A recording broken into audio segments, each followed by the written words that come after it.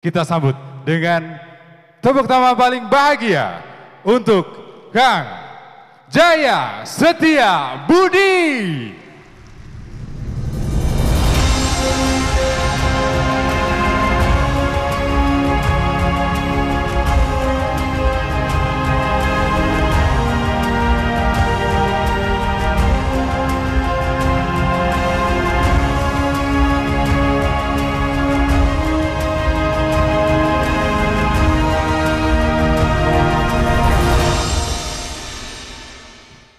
Bismillahirrahmanirrahim. Assalamualaikum warahmatullahi wabarakatuh.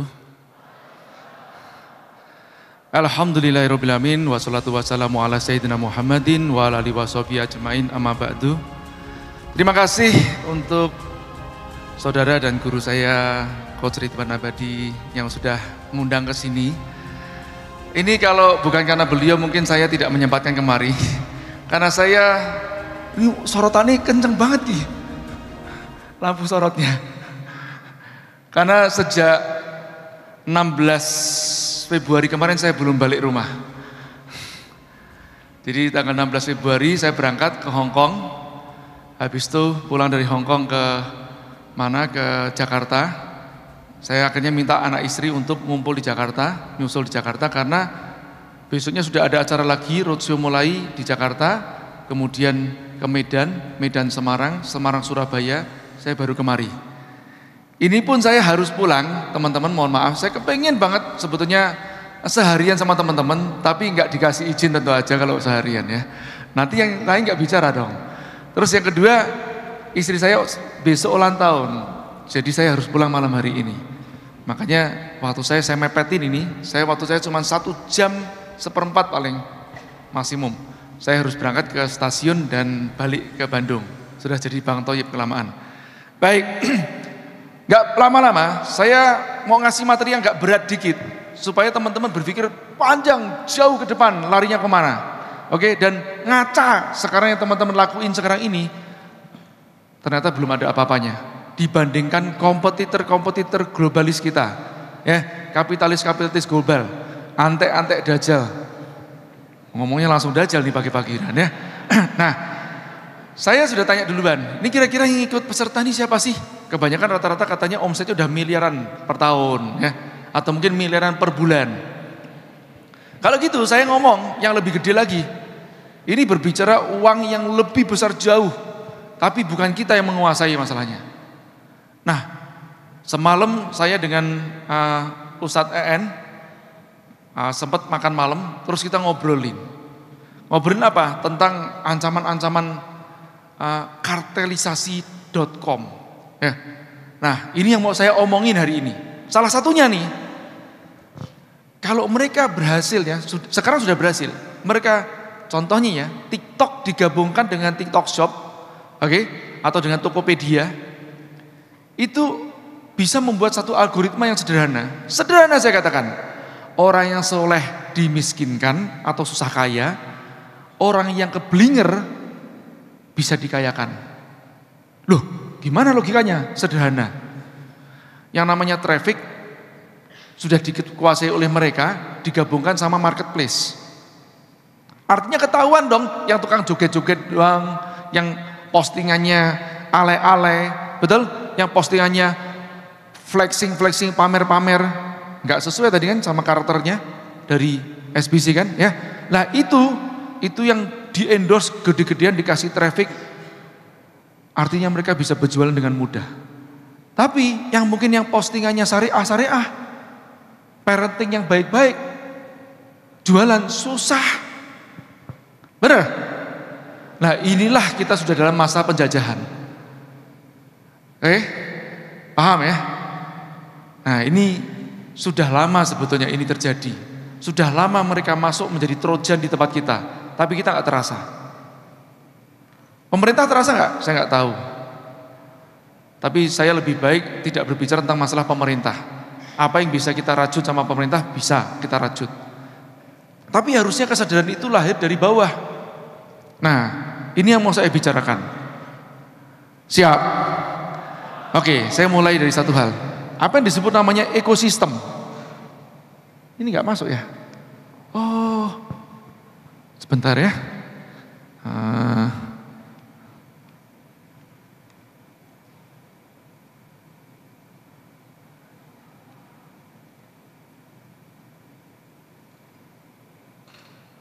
Oh.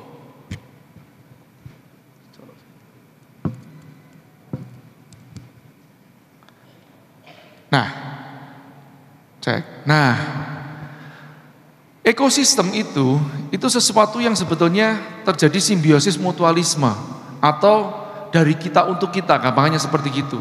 Seringkali kita bertransaksi sama kawan-kawan kita itu hanya satu arah, tidak dua arah. Contohnya teman-teman ya, yang sederhana, kalau teman-teman sekarang beli pakaian, teman-teman kemana? Beli pakaian kemana? TikTok, gitu ya. Katanya jilbab di sana murah, 6.000 rupiah dapat jilbab, ya. Nggak peduli itu mahal atau murah. Padahal teman-teman di sini bergabung bersama-sama di tempatnya SBC, community itu sudah benar. Tapi teman-teman berusaha nggak untuk melariskan community itu? Nggak ada. Mahal 200 perak aja digeser ke tempat yang lain, benar nggak? Terutama emak-emak, benar nggak? Iya, terutama emak-emak. Soalnya apa? Emak-emak itu ya belanjanya kan impulse buying gitu loh, bukan planning kan. Nah mungkin kalau bapak-bapak masih beda. Makanya beda Tokopedia sama Shopee. Betul? Shopee banyak godaannya. Kalau Tokopedia mungkin kita nggak banyak lihat. Bapak-bapak journey-nya mau belanja itu bagaimana? Udah tahu mau apa yang diinginkan, habis itu searching. Betul? Nah ini sudah benar ya. Nah tapi biasanya kebanyakan nih emak-emak nih susah untuk disebut namanya loyal terhadap toko tertentu, apalagi tokonya sesama muslim. Jarang. Saya jarang dengar seperti itu. Itu pikirkan. Ya. Nah, saya sekarang masuk ke tempat materi ini ya, teman-teman. Tahu namanya WeChat gak? WeChat, kayak WhatsApp gitu. Cina itu mengembargo dirinya dari masuknya .com asing pada saat awal. Sekarang setelah mereka menguasai 70-80% market size-nya, baru mulai dibuka. Itu pun juga dikontrol sekali, dikendalikan sekali. Tapi kalau teman-teman ke Cina, teman-teman nggak bisa pakai WhatsApp, harus pakai yang disebut namanya VPN, ya semacam identitas digital yang tersamarkan lah gitu ya. Nah semacam seperti itu. Atau nanti teman-teman diacak tuh, yang namanya ID-nya diacak di sana. Jadi nggak bisa buka di Cina. Ya, nah mereka punyanya namanya WeChat. Jadi mereka menutup namanya WhatsApp tidak boleh masuk, Google nggak boleh masuk, YouTube nggak boleh masuk. Nah sementara kalau kita kan liberal, semuanya boleh masuk, termasuk TikTok. Ya enggak? Kenapa kok TikTok diributin sama Amerika?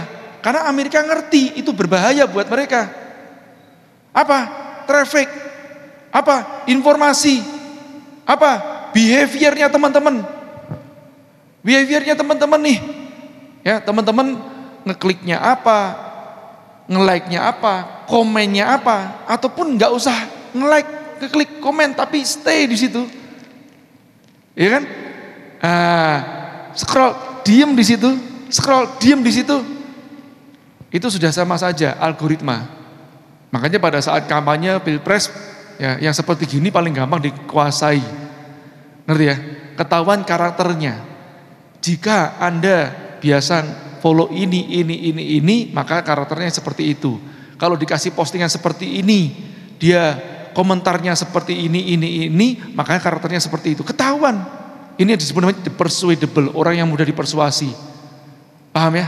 Dan intelijen bermain cara seperti itu. Oke, masalahnya ini bukan milik Indonesia, ini milik asing untuk menguasai Indonesia. Oke, nah mereka kalau secara bisnis pun juga sebetulnya bisa nggak? Bisa make money. Ya, bagaimana? Mereka mulai dari trojannya duluan. Pakai apa? Aplikasi chat. Habis aplikasi chat mereka baru buat game. Game-game itu yang menjadi korbannya.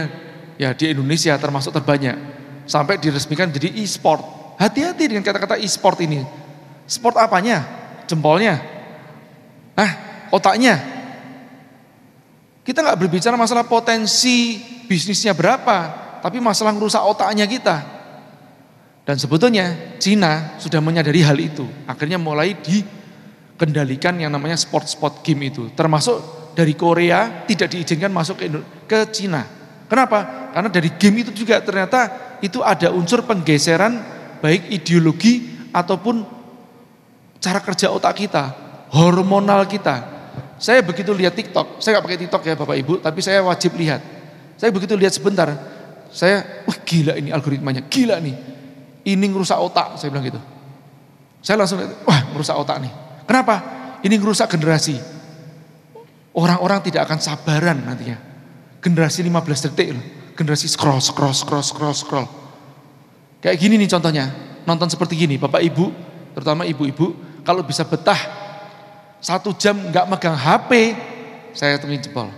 Rata-rata 30 detik, 1 menit, itu udah sakau. Nggak ada orderan, tetap lihat. Buka-buka, bener gak? Bagaimana Anda mau menghasilkan generasi penerus yang baik? Caranya seperti itu. Ini sakau nih, ini kecanduan. Ya, baik. Nah, tapi bagi mereka, ini adalah bisnis model. Kecanduan Anda adalah bisnis modelnya mereka. Ya, terbiasa sudah sako gitu, dijualin yang lain. Mulai gaming, e-commerce, makanya WeChat ini cuma dari aplikasi chat doang sampai menjadi suatu yang besar yang namanya Tencent. Oh ya, jadi ekosistem yang besar. Ya. Nah, kalau membaca ekosistem seperti ini gampang. Lihat aja mesti ada namanya trafficnya, logistiknya, paymentnya, platformnya, infrastrukturnya. Cek. Ya, jadi contoh nih, di situ ada namanya playing games. Itu masih berbicara masalah platform traffic. Ya, watching video traffic, sharing traffic, communication traffic, sosial traffic digedein duluan. Nah, habis itu baru bicara masalah work collaboration ya. Itu ada apa lagi? QQ musik. Nah, ini baru mulai monetize, reading monetize ya. Nanti kalau ada marketplace-nya monetize juga, payment monetize juga. Sebenarnya ujung-ujungnya biasanya larinya ke payment. Nanti ujung-ujungnya larinya kemana? Microfinancing. Apa itu? Riba. Larinya ke sana. Kenapa?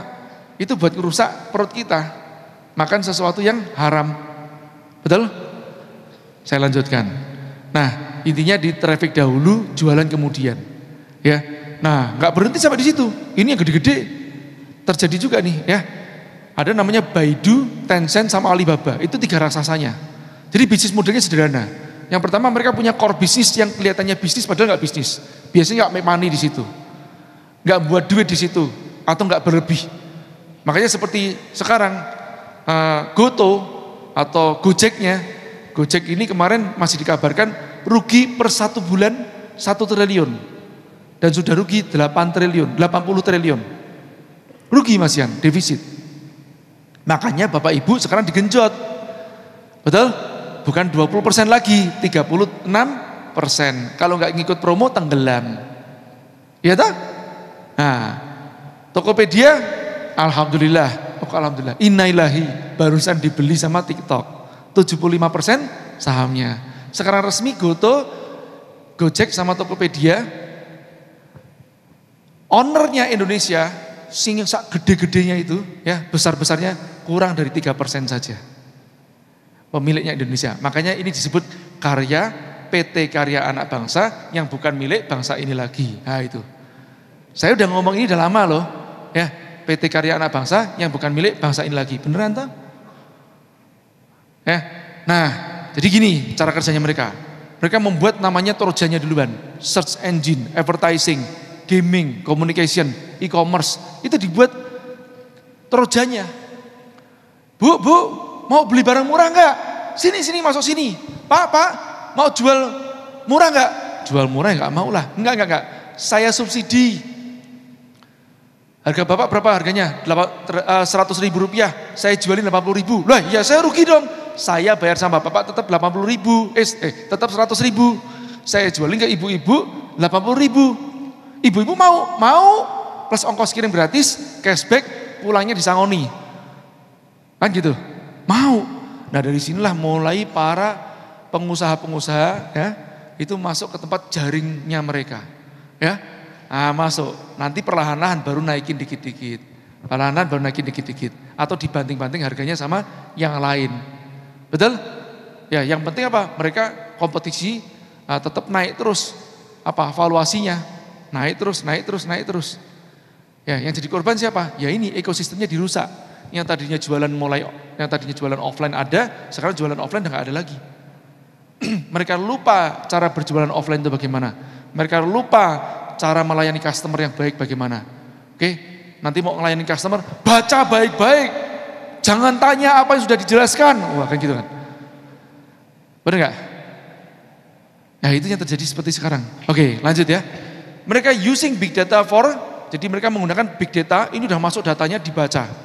Better search, financial product, distribution, banking, taxes, ticket, movie, ya, credit scoring, and then selling. Nah ini, dan kemudian mereka menjual apa?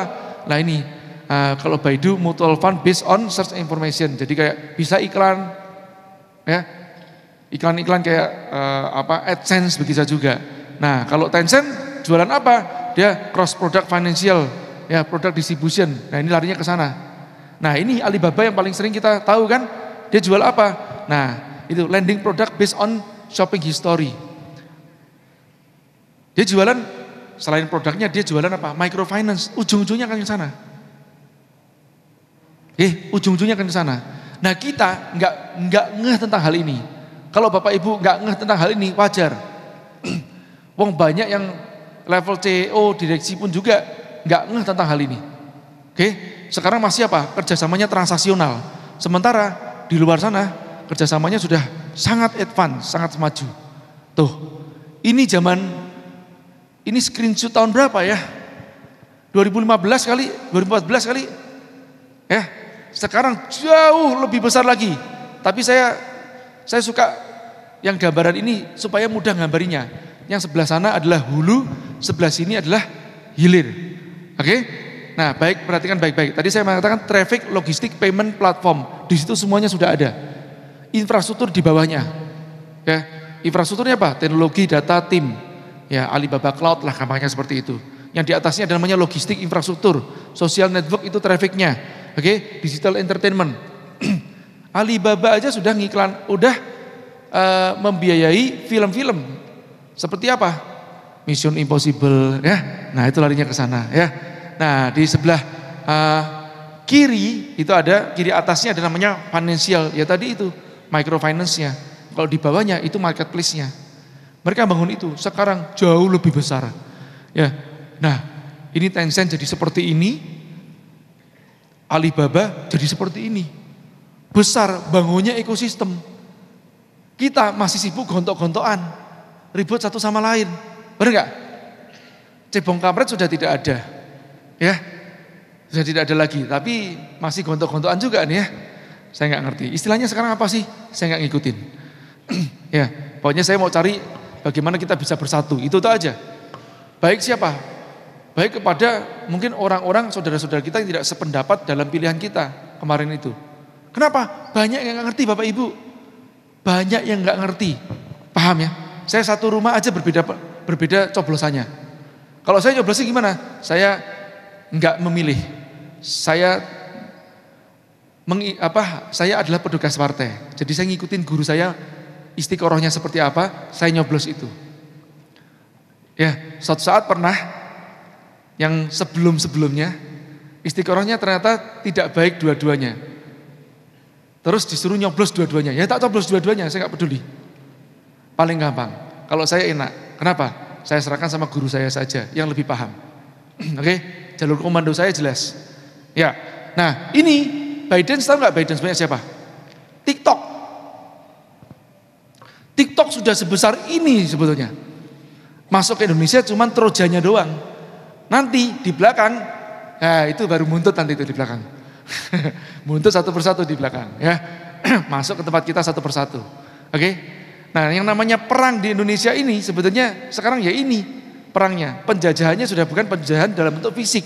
Nanti mesti melawan konstitusi dari PBB. Ya kan? Nah, penjajahannya apa? Mulai dari digital, paling gampang dan murah. Nah, luar biasanya Cina ketemu Cina paling gampang bersatu. Ngomongnya cuman cuan.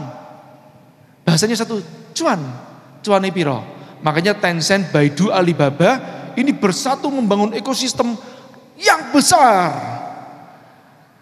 Kalau saya istilahkan naga ketemu naga, bahasanya cuma satu. Piro untungnya, ya berapa untungnya, cuannya berapa, ya. Terus nanti gini, tanya, nanti pakai nama siapa? Kamu aja, kamu aja, kamu aja, dorong-dorongan. Tapi kalau ayam ketemu ayam, ini saya pakai istilah ayam bukan berarti ngejek ya, satunya naga. Naga itu ilusi teman-teman, ya. Tidak ada naga itu sebetulnya ya. Kita yang menciptakan naga itu, betul? Nah, sio naga itu ilusi. Tapi baik, saya menggunakan ayam sama naga kenapa? Karena ada dimsum 9 naga yang haram dan ada dimsum 9 ayam yang halal. Jadi saya pakai ayam aja ya. Baiklah ya. Nah, kalau naga ketemu naga, untungnya piro ya? Cuannya berapa? Nama kamu aja dorong-dorongan. Kalau ayam ketemu ayam, nggak ngomong untung duluan, ngomongnya apa? Nanti pakai nama siapa? Nanti pakai nama siapa? Hah? Nanti pakai asosiasinya siapa? Ya, benderanya siapa? Ego kelompoknya yang membuat kita terpecah belah. Makanya Senok Horgoronya itu berhasil di Indonesia sampai sekarang. Sampai sekarang. Pride, ego, kesombongan, kelompok, pribadi, nama, branding. Makanya saya orang yang pantangan personal branding. Ya.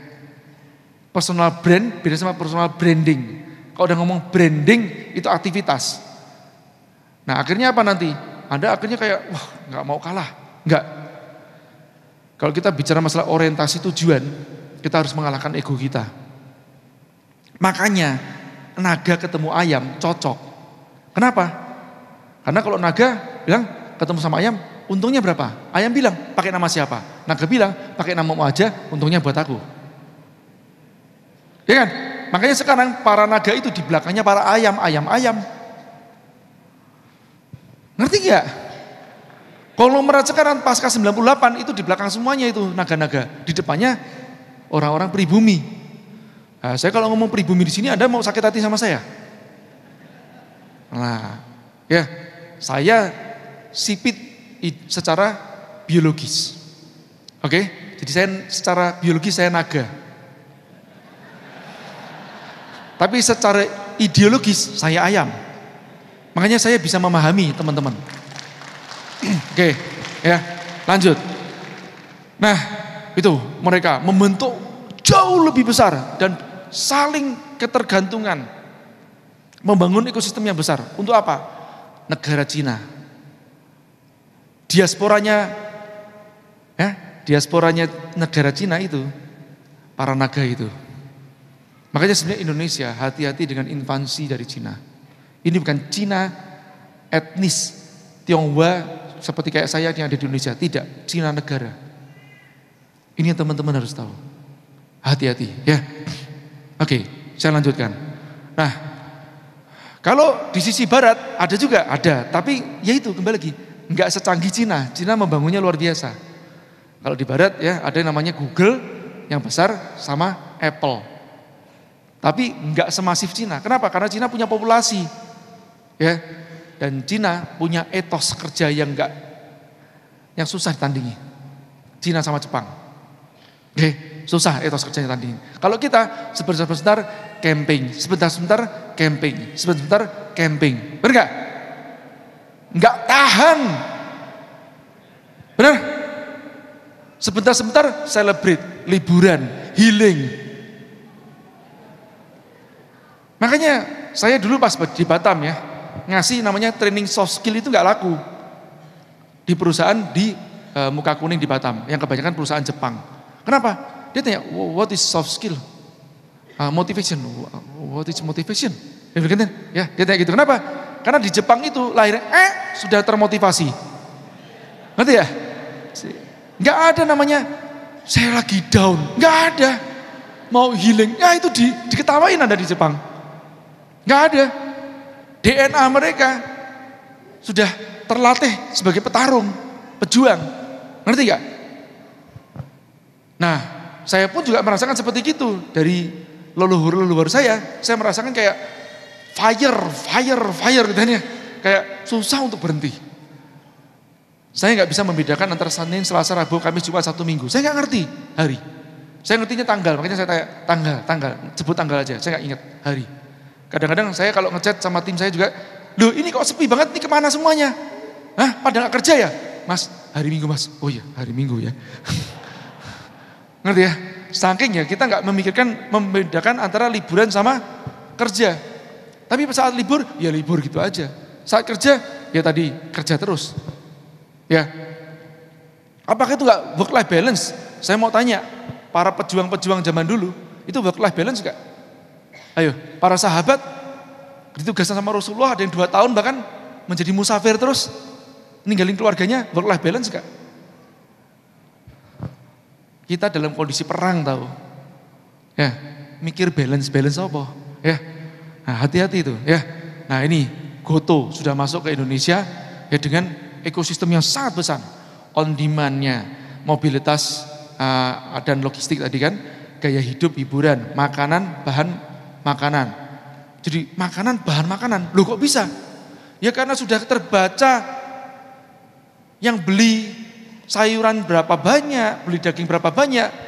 Dia kalau mau akuisisi Tanihub, nih Tanihub akuisisi. Ya, jangankan Tanihub diakuisisi, Charon Pokpan suatu saat bisa diakuisisi sama dia. Java Confit suatu saat bisa diakuisisi sama dia. Betul? Bisa. Indofood pun suatu saat bisa diakuisisi sama dia. Dari digital tok. Dari digital tok, ya. Keuangan jelas. Ya, duit Anda nabung ke tempatnya GoPay, itu Anda nabung loh. Saldo GoPay Anda yang minimum 100 ribu angkat tangan. Minimum 100 ribu angkat tangan. Saldo GoPay-nya, saldo GoPay. Wah sedikit ya sini ya. Grab. Ini beneran mau angkat tangan nggak ada angkat tangan. Saya lagi survei nih. Ya, saldo GoPay yang minimum 100 ribu angkat tangan. Lah gitu mulai angkat tangan. 50 ribu angkat tangan. Ya, minimum ya. Harusnya yang 100 ribu tetap angkat tangan juga kan. Ya. Nah, jadi kadang-kadang kita tuh nabung ke sana kita nggak sadar. Dan itu terkumpul besar. Starbucks aja disebut sebagai suatu bisnis yang ternyata bergeser bisnisnya bukan bisnis kopi resto lagi. Ternyata mereka bisnisnya perbankan. Gara-gara apa? Orang deposit membership ke sana untuk mendapatkan diskon-diskonnya Starbucks atau privilege-nya.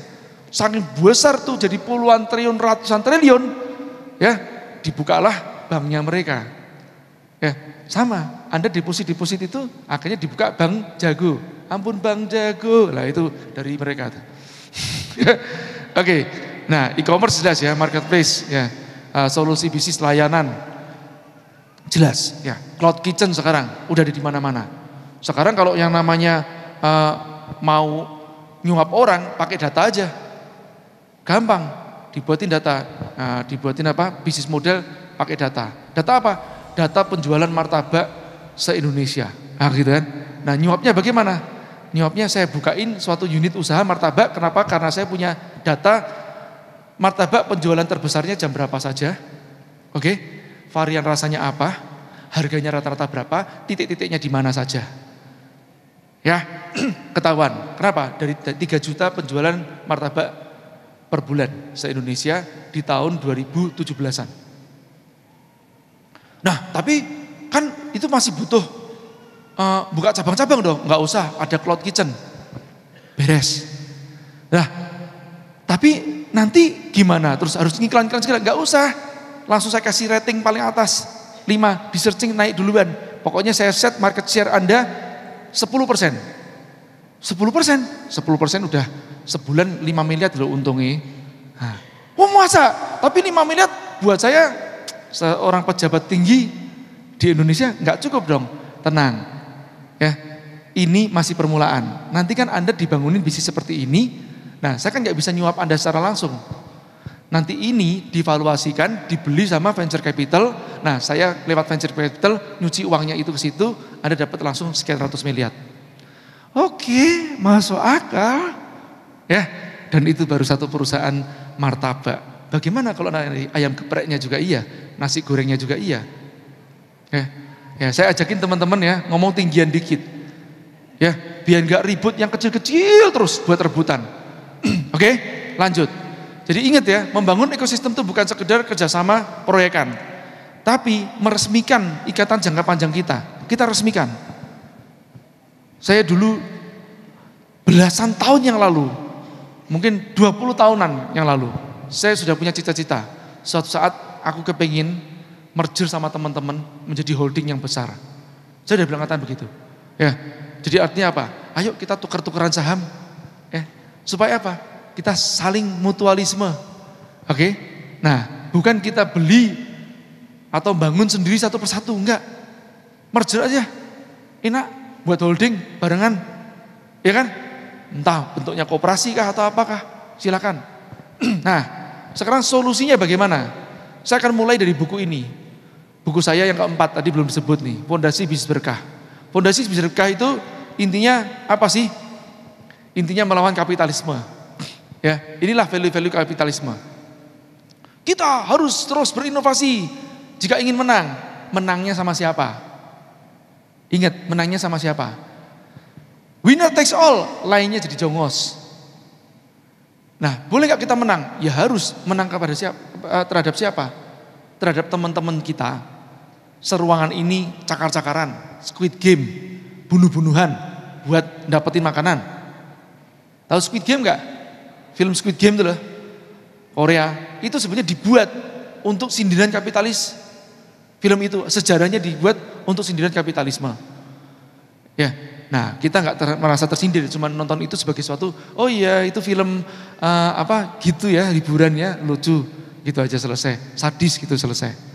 Terus dibuatin makanan apa, dibuatin permainannya, cuma gitu, enggak, itu sindiran terhadap kapitalisme. Dan kita adalah bagian korban dari kapitalisme. Buih di lautan, banyak tapi terombang-ambing, banyak tapi bunuh-bunuhan satu sama lain. Itu kita. Oke, Bapak Ibu paham ya? Nah, lanjut.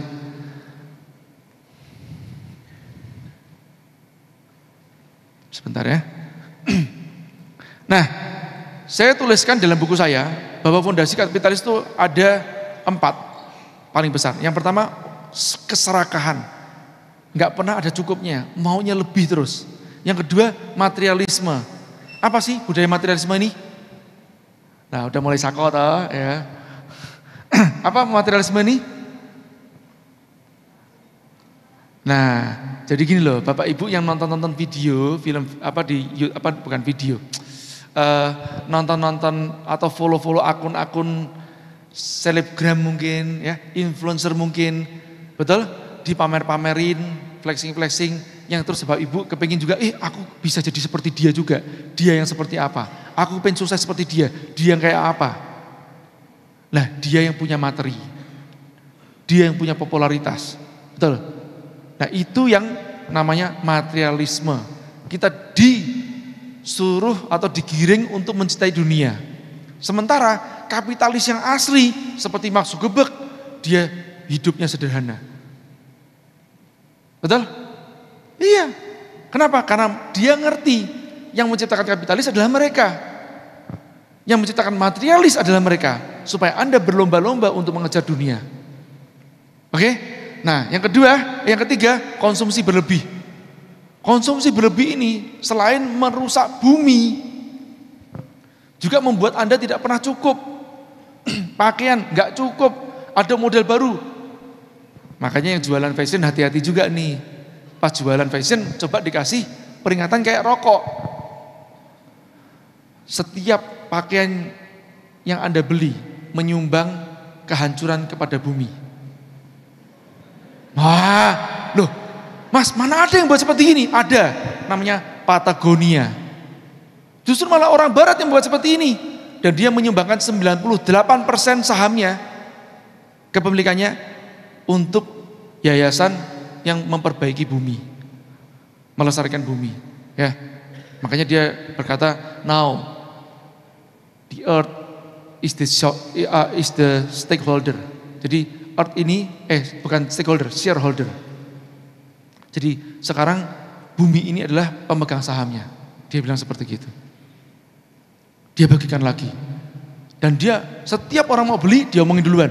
Bahannya dari apa saja? Oh, dari recycle ini. Tapi setiap pembelian Anda ini akan menyumbang kerusakan pada bumi. Ya, jadi jangan beli banyak-banyak. Nah, maksudnya nanti kan ribut kan, Pak kalau nggak beli banyak, nanti piye caranya menghidupi karyawannya? Nah itulah kita tuh sekarang dibuat individualis seperti itu. Ini jawabannya ada di sini nanti. Nah, bagaimana menumbangkan kapitalisme ini? Ini yang saya research dengan konsep bisnis berkah. Apa itu? Memahami yang pertama makna sukses duluan. Oke? Nah, sebentar ya, ini ke skip. Jadi kita memahami yang pertama makna sukses. Ya tadi itu lawannya materialis. Memahami makna sukses jati kita itu apa? Husnul khotimah, bukan jadi sultan. Khairun nas, anfa'um linnas, bukan jadi sultan-sultan atau crazy rich tadi itu. Bukan itu. Berarti Mas Jaya ini orang sosialis ya? Komunis ya? Kenapa harus ada sosialis sama kapitalis? Cuma dua itu aja. Tengahnya umatan wasaton ini syariah. Orang boleh kaya dan wajar kaya. Kan ada wajar kaya, wajar miskin. Kalau semua sama rata, sama rasa, akan ada yang namanya malas. Ngerti ya? Ya wajar, ada yang miskin, ada yang kaya, ada yang kerja di bawah, ada yang kerja di atas. Wajar. Tapi kekayaan itu dipakai buat apa? Disalurkan lagi. Ya karena ada giving ini ada ikatan antara si kaya sama si miskin. Paham ya? Harusnya seperti itu. Nah, makna sukses kita itu apa? Jadi kaya. Kaya itu hanya suatu jalan. Bukan satu-satunya ya, salah satu saja. Tapi enggak satu-satunya, tapi jangan jadikan tujuan. Oke?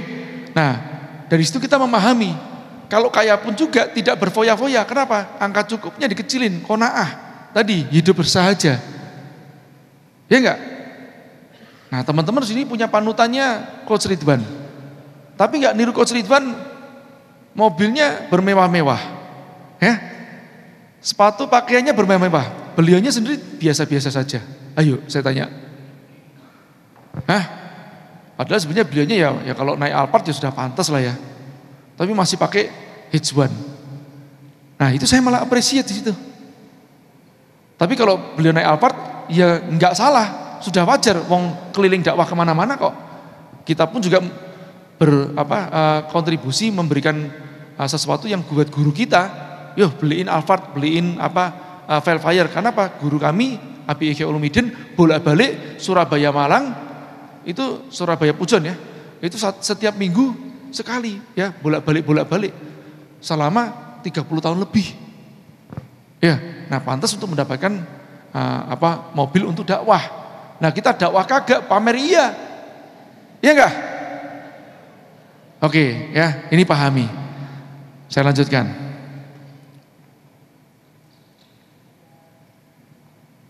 Mohon maaf ya ini. Nah, oke. Konsep rezeki. Nah, konsep rezeki ini memahami sebenarnya intinya tentang qada qadar. Supaya kita enggak takabur. Takabur bagaimana? Enggak takabur kalau hasil tidak mengkhianati proses. Ngomong kayak gitu, itu perkataan takabur. Oke? Hasil tidak selalu sama dengan proses. Proses itu kewajiban kita yang dihitung sebagai ibadah. Hasilnya itu haknya Allah. Karena kalau kita ngomong hasil enggak mengenai proses, kayak suatu kepastian. Tapi ada sunatullahnya yang kita tetap harus menjaga prosesnya. Mengupayakan prosesnya, yes harus begitu. Ya teman-teman ya. Nah jadi memahami konsep rezeki, memahami qada-qadarnya Allah, ketentuannya. Jadi kalau pas kita berhasil enggak sombong, kalau pas kita enggak berhasil enggak putus asa. Kenapa? Ibadahnya tetap dicatat. Nah selanjutnya menjaga yang halal dan yang thayyib dalam prosesnya. Halal saja tidak cukup, perlu thayyib. Thayyib ini contohnya seperti apa? Dari zatnya juga iya, dari caranya kita menjual juga iya. Zatnya contohnya seperti apa? Itu loh, yang namanya organik beda sama namanya pakai pupuk kimia. Betul? Akhirnya menghasilkan yang namanya penyakit-penyakit. Yang namanya, ini ke Dr. Zaidul Akbar mungkin sudah sering ya, membahas namanya buah-buah yang tidak berbiji. Ngerti ya? Ternyata buah-buah yang tidak berbiji yang terjadi rekayasa genetik itu mengubah genetika kita juga. Anda mengamati enggak? Sekarang ini banyak laki-laki perempuan pasangan susah punya anak. Mengamati. Makanya kalau Anda yang bisa melenting, bersyukur, itu rezeki. Sekarang melenting susah. Tapi setelah nikah ya maksudnya, jangan melenting sebelum nikah ya. Nah, jadi sekarang rezeki itu ya, bentuk anak aja udah bisa punya anak, itu rezeki. Banyak sekarang pasangan muda nggak bisa punya anak. Faktornya macam-macam. Selain faktor makanan, ya jelas minuman jelas ya ada, jelas. Ada hubungannya sama TikTok? Kalau menurut pengamat saya ada. Dan waktu kemarin pas keluar yang tentang masalah fenomena gelombang 5G yang mengaktifasi sesuatu tempatnya kita, saya kayak awalnya nggak percaya saya. Dari mana ya? Saya orang teknik elektro gitu loh. Ya, jadi nalarnya jalan kan gitu. Tapi sekarang saya memikirkan mungkin bisa jadi suatu rekayasa genetik tadi itu diaktifasi dengan gelombang elektromagnetik tertentu 5G tadi itu bisa menghasilkan mutasi genetika tertentu. Ngerti ya? Ngeri loh sebenarnya kalau kita tahu. Tapi itu di luar kendali kita. Oke? Nah, fondasi yang terakhir ya untuk bisnis berkah itu adalah berjamaah. Kita melakukan semua ini harus berjamaah. Gak bisa sendirian. Kenapa? Musuhnya besar. Nah tadi itu berjamaah gak mudahnya apa? Individualisnya sudah dibentuk. Paham ya Bapak Ibu sekalian ya. Nah saya lanjutkan. Sekarang saya mau detailkan sedikit. Oh ini detailkan ya. Jadi 5 fondasi bisnis berkah. Menemukan makna suksesnya jati kita itu apa. Kemudian mengecilkan angka cukupnya. Dan memahami konsep rezeki dengan benar-benar. Ini perlu ngaji. Kalau bisa di SBC saya usulkan untuk ngaji kitabnya guru kami nih. Min aina nabda. Mulai dari mana. Ya nanti membahas tentang konsep ini nih. Qadar ya. Membahas tentang rezeki itu bagaimana ya. Nah kemudian menjaga keberkahan dalam proses. Sebenarnya kata keberkahan dalam proses itu apa? Halalan toyiban untuk mendapatkan keberkahan. Karena kalau halal toh belum tentu dapat berkah. Harus halal plus toyib. Kalau enggak toyib, musuhnya nanti produk-produk farmasi itu. Ya kan? Nah herbal-herbal ini enggak laku. Kenapa? Karena kita sudah tidak manusia pada umumnya. Kita manusia mutan. Terjadi mutasi genetik tadi itu. Diprogram sama setan gepeng 3-5 jam sehari. Ceret. Jadinya cyborg. Nanti itu kita atau mungkin anak-anak Anda, bukan saya. Oke, makanya anak saya begitu, wah sekolah itu kok kosakatanya pulang karuan ya, nggak usah sekolahin, nggak usah sekolahin. Kenapa? Yang paling penting sekolah itu kita harus ngerti hierarkinya, bahwa sekolah menuntut ilmu itu apa sih? Ngerti tauhid, ngerti adab, ya, ngerti fikih. Itu yang penting. Matematika, fisika, kimia, nomor sekian. Alhamdulillah sekarang anak saya nomor 3 nggak sekolah sejak TK doang, terus SD nggak sekolah. Di rumah aja nggak apa-apa. Ajarin ngerajut ya. Kan bahasa Indonesia juga sudah bisa, nalar logika belajar dari rumah. Kuper nanti lebih baik kuper daripada saper. Nanti ya. Lagian sekarang banyak ya yang orang-orang mau nyekolahin anaknya cuman untuk gengsi, materialisme lagi, menaikkan status sosialnya. Betul? Anakku sekolah di international school. Hah? Gitu ya? Itu naikin angka cukup Anda. Jadi Anda susah cukupnya. Betul? Takut miskin diajak perang, susah. Oke? Makanya ini ya, pahami konsep rezeki, jaga keberkahan di proses. Yang terakhir berjamaah dalam kebaikan. Maksudnya kebaikan itu apa? Halalan toyiban tadi itu. Tapi berjamaah, nggak bisa sendiri-sendiri. Nah, saya spill dikit tentang keberkahan di proses. Bicara masalah keberkahan di proses itu dalilnya apa sih Mas? Ada nih, Al-Baqarah 168. Ini yang untuk umum. Wahai manusia itu artinya untuk seluruh umat manusia, tidak hanya untuk muslimin. Makanya sebetulnya orang-orang kalau nggak makan halal sama thayyib mesti akan mengalami namanya kehancuran. Paling nggak kehancurannya merusak alam mulai dari situ. Nanti dia akan hancur juga kena bencana-bencana. Makanya ini seruan untuk umat manusia. Nah, kalau buat mukminin ditandaskan lagi di 172. Nah, tapi kata-kata redaksinya tidak ada halal thayyib.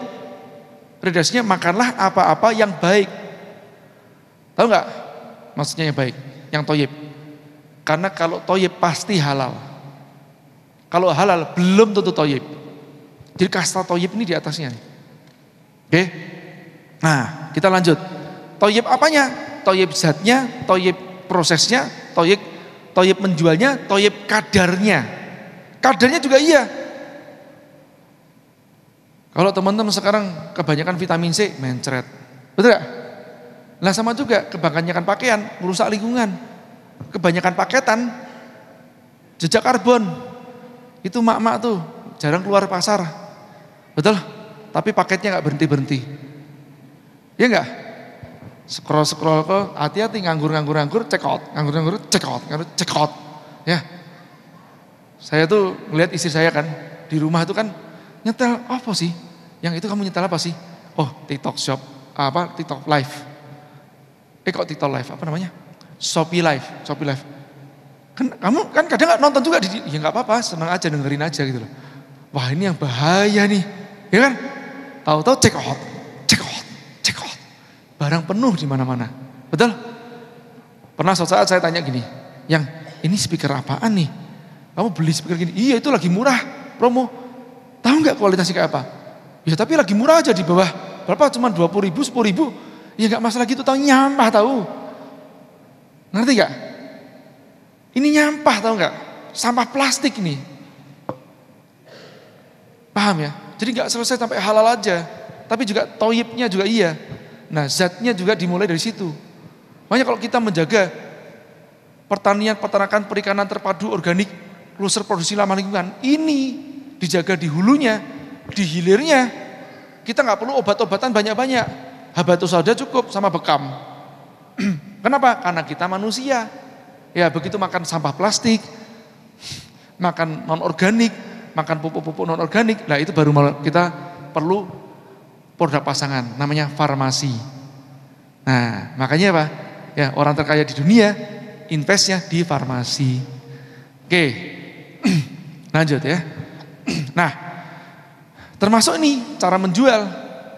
Saya campaign ini kemana-mana. Kenapa? Karena teman-teman yang biasanya ikut training-training diajarin kayak gini nih. Ya, seolah kayak seperti suatu kelaziman. Tapi ini bentuknya nggak seperti ini. Bentuknya landing page. Oke, harga normalnya berapa? Dicoret, ya, coret lagi. Oke, sudah murah nih. Oh, sebentar. Masih ada bonus. Ibu anu jadi anu. Ini anu jadi anu. Senilai sekian. Wow, bonusnya besar banget ya. Ya enggak? Sampai kita lupa. Ini kita tadi mau beli apa ya? Tahu-tahu cuma check out doang. Ngerti enggak? Karena pakai namanya kontras. Betul? Dibuatin efek kontras. Jadi ini masuk kategori goror enggak kira-kira? Kita jualan apa, mau beli apa? Ya enggak? Nah, jangan-jangan kita ngomporin konsumsi berlebih lagi. Ngomporin pemborosan juga gitu loh. Saya sering iseng kayak ginian. Tak cobalah beli-beli apa yang promosi-promosi, mau e-book lah, apalah. Oh alah sampah. Ya, sampah tok yang kita beli. Ya, kebanyakan seperti itu. Tapi ya itu, sekarang orang begitu ngeliat landing page, sudah sampah. Ya, mesti promosi berlapis-lapis kayak gitu. Sekarang keluar teknik tipu-tipu yang model terbaru. Ya, namanya product launch formula. Jeff Walker ditipu yang pertama dulu dengan cara edukasi. Digiring semi edukasi, digiring semi jualan produk, digiring sampai dia closing. Intinya tipu-tipu. Oke? Nah, ini sebenarnya tipu-tipu, najasi. Ada hadisnya? Jelas ada. Ya. Jadi ini sesuatu perbuatan yang Rasulullah nggak suka. Lah kalau kita nggak disukain sama Rasulullah, bisa mau dapat syafaatnya siapa? Iya enggak? Nah saya kutip, cari-cari ini referensi, ya alhamdulillah saya ngaji. Ini fikihnya ada, cuman memang pas ngaji kan terlalu cepat kadang-kadang. Wah tapi baru tahu nih, ada ya itu praktek jual beli najasi atau najes, baik najasi. Itu kita ngaji fikihnya dari fikih muamalah kitabnya Syekh Ali Asobuni. Jadi ini valid ya teman-teman ya, ini valid ya. Tapi saya kutip di tempat NU online, itu juga ada kutipannya juga, ini udah di-Indonesiakan. Kalau biasanya kan diarabkan. Menurut syara baik najasi merupakan upaya menaikkan harga barang dagangan oleh orang yang sebenarnya tidak menghendaki membeli barang tersebut dengan tujuan agar orang lain masuk perangkapnya. Itulah sebabnya tindakan itu dikenal dengan istilah najasi. Karena pihak yang berperan selaku penawar palsu ini berperan dalam menambahkan daya pikat terhadap barang dagangan. Sumbernya ya, Fathul Bari. Ya, Fathul Bari dari Sahih Bukhari, dalam situ ada. Oke. Nah, contoh-contoh prakteknya seperti apa? Ini ada contoh prakteknya. Jasa fake order Shopee, Tokopedia, Amanah. Tambahin berkah sih. Keren lah. Anggotanya berapa itu? 2.100 member. Ya, dijamin fake order Amanah.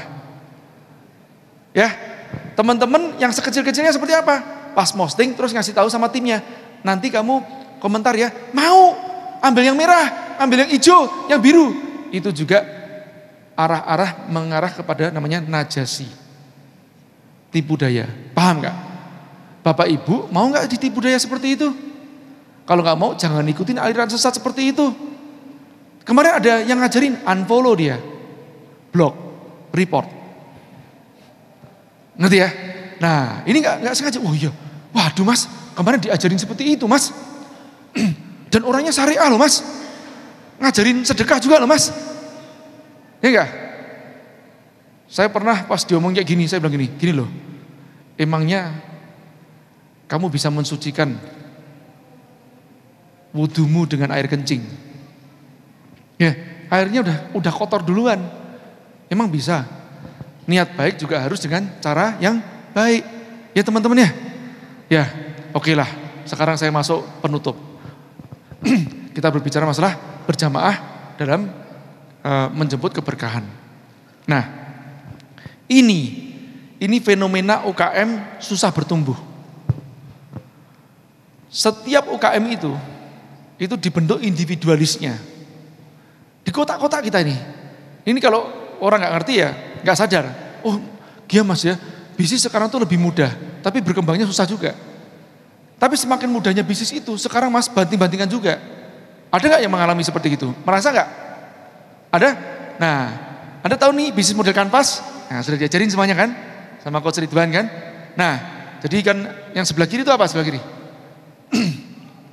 Hah? Sebelah kiri apa?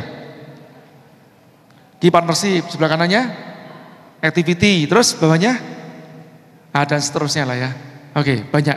Ya, intinya setiap dari UKM itu biasanya harus memiliki bagiannya masing-masing. Bagian pemasaran, bagian distribusi sendiri, bagian buat konten, bagian accounting. Lah piye nek kalau UKM cuma punya satu produk namanya sambel. Setiap UKM harus seperti itu semuanya. Akhirnya banjir konten. Banjir konten itu menyebabkan yang disebut namanya digital fatigue. Kita lihat postingan, kok kayak gini aja. Ini mesti outsource-nya sama satu tempat yang sama nih. Ya, muter-muter kontennya di situ aja. Ya toh? Nah, dan 10 UKM yang melakukan seperti itu, 100 UKM melakukan seperti itu. Kenapa enggak kita hematkan energi kita? Kita bersinergi bersama-sama. Bagaimana caranya? Yuk kita buat konsorsium yuk, gampangnya gitu. Istilahnya lah ya, istilahnya. Ya, istilahnya bukan cuma sekedar kolaborasi jangka pendek, tapi kolaborasi jangka panjang. Entah mungkin bentuknya koperasi kah? Ya, BMT kah? Baitul Malnya dulu kah? Nah, ini kita berkolaborasi bersama-sama. Jadi kita bangun bersama-sama. Ini sesuatu yang besar ya. Nanti saya tunjukkan mulainya dari mana. Tapi biar nggak kaget duluan ya. Nah, dengan begitu kita bisa menghemat tenaga sama pikiran kita. Nah, ini tulisannya hemat. Di sini soalnya tulisannya mat, ya kepotong kan. Ya, jadi kita menghemat tenaga dan pikiran kita. Kenapa? Karena masing-masing UKM itu fokus mendevelop produknya saja. Pemasaran kita pemasaran bersama, distribusi bersama. Oke? Nah, ini lebih apa? Menstabilkan bisnisnya. Oke? Nah, lanjut nih. Nah, terus kita karena kita beli bersama-sama punya bargaining power ke tempat supplier juga. Bahkan bisa jadi nanti hulunya kita kuasai bersama-sama. Nah, dari sinilah kita sebetulnya dengan konsorsium ini kita bentuk ya, dan kita bisa mengoptimalkan energi kita. Kenapa? Ya semuanya bisa kita lakukan SDM-nya bersama. Tadi Coach Ridwan langsung nanyakan, Mas ini langkahnya apa? Ya bagi-bagi tugasnya di mana? Nah Coach Ridwan ini pandai menyusun kurikulum juga ya untuk SDM, terutama yang SDM lanjutan. Mungkin bisa jadi mungkin semacam kayak gini. Kalau SDM yang kelas bawah saya bisa, ya kan? Ilmu jadi pengusaha saya oke, ya. Nah tapi saya membutuhkan Coach Ridwan mungkin kalau mau franchise bagaimana? Nah ini sebenarnya ada suatu ide, ya. Kita mungkin Coach Ridwan bisa membantu suatu semacam kayak franchise academy. Meskipun bukan berarti harus franchise ya. Franchise ini dalam bentuk intinya buka cabang di mana-mana. Tapi franchise academy nanti ini bisa juga ada yang namanya franchise officer, franchisee, franchisor.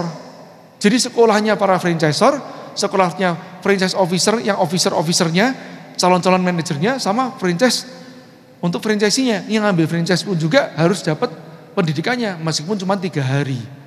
Ya kan? Nah, itu bisa membangun seperti itu.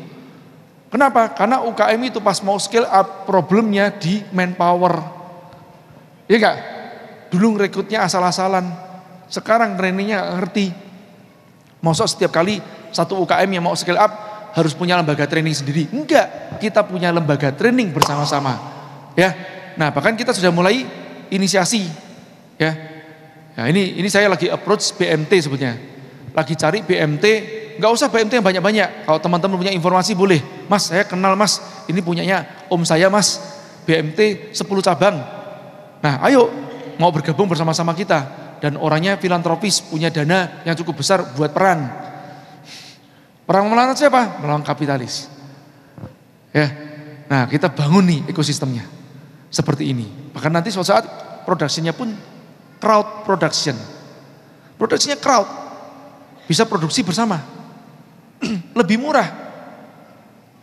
Sebagai contoh nih ya teman-teman. Teman-teman sekarang ya, kalau yang snack gitu loh. Itu kan nyesilin satu persatu gini kan. Saya tanya kapasitas produksi teman satu hari berapa? Paling ribuan per hari. Anda tahu nggak kalau pakai mesin roll itu berapa? Mesin filling roll tuh loh. Ya, 14.000 1 jam. Ya, nah kan teman-teman beli satu mesin itu buat 10 snack juga sudah bisa dengan produksi setengah jam per hari. Ya, udah kelebihan kan?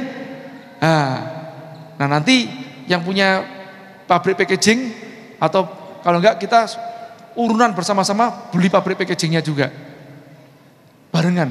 Jadi buat holding yang besar sekalian.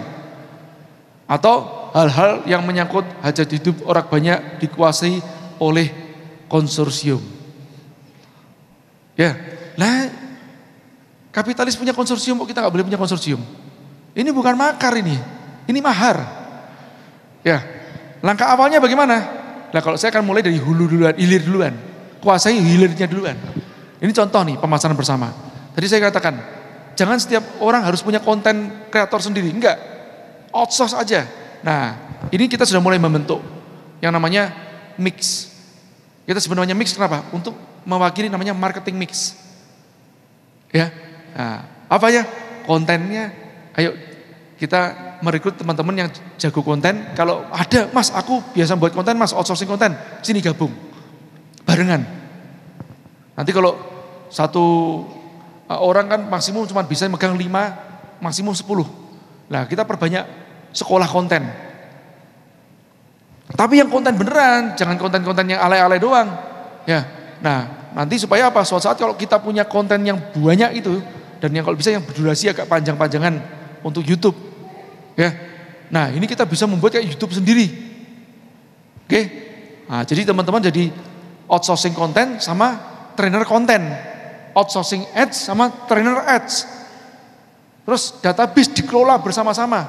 Ini databasenya bapak-bapak, ini databasenya ibu-ibu, ini databasenya mungkin Gen Z dan seterusnya. Ya, nah produknya bisa apa saja. Nah nanti tergantung Ini di CRM kan. CS-nya nggak usah satu persatu rekrut, nggak, CS bersama.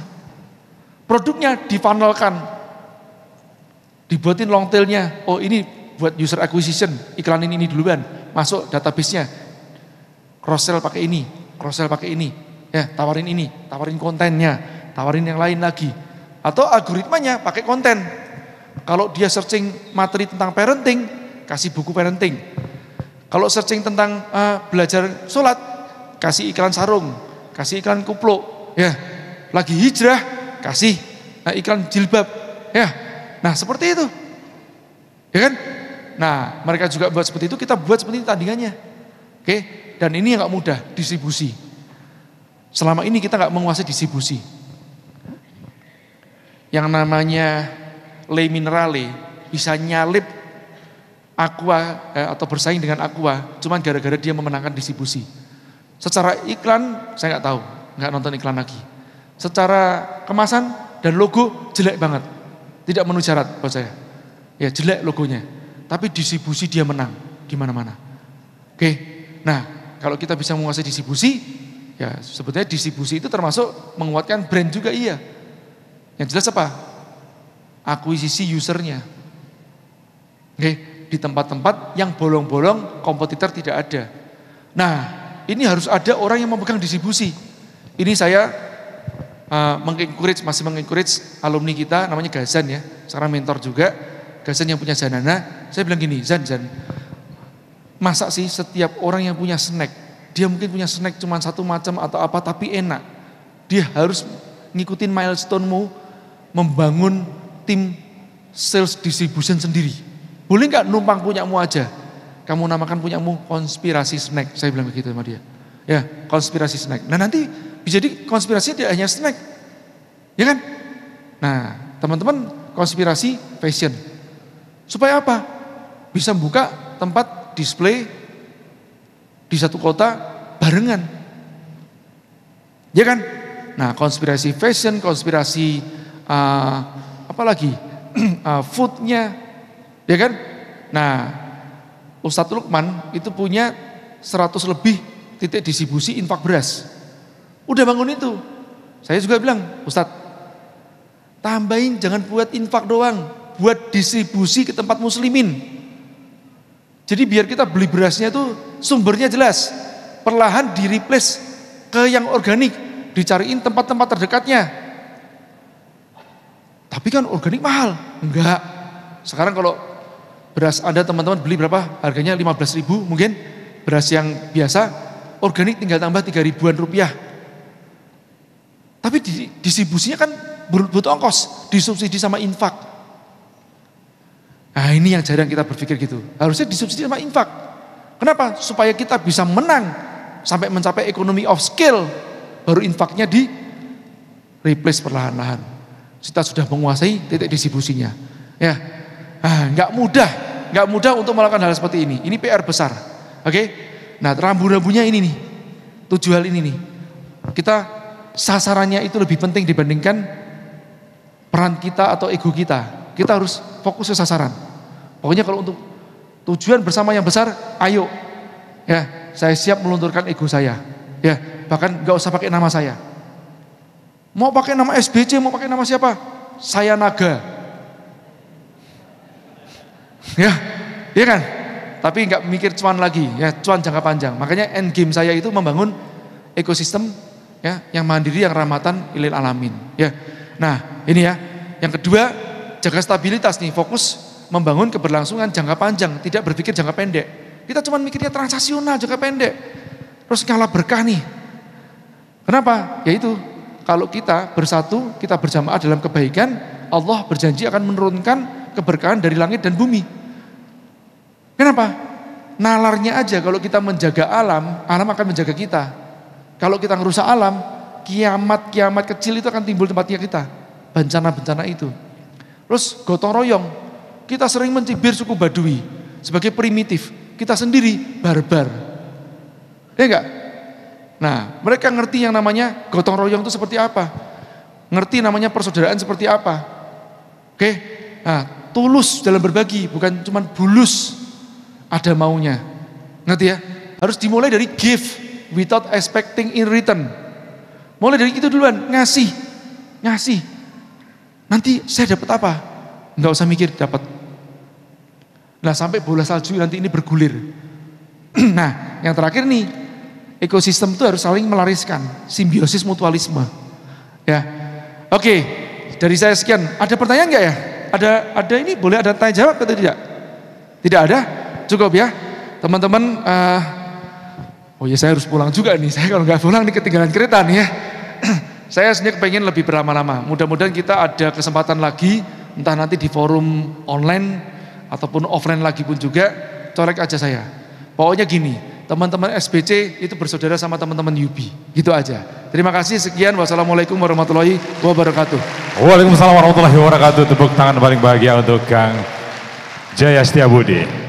Berkenan Kang Jaya untuk masih tetap berada di atas panggung, kemudian berkenan untuk menyerahkan cindera mata kepada Bapak Presiden Sukses Berkah Community, berkenan untuk bergabung bersama kita di atas panggung untuk menyerahkan cindera mata kepada Kang Jaya Setiabudi.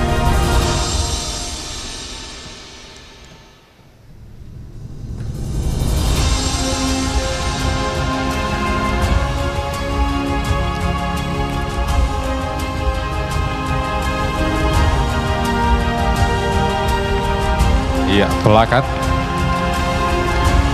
dari Sukses Berkah Community, apresiasi dari kami. Dan ini juga ada beberapa bingkisan dari sahabat-sahabat sponsor yang sudah berpartisipasi untuk menyukseskan acara ini.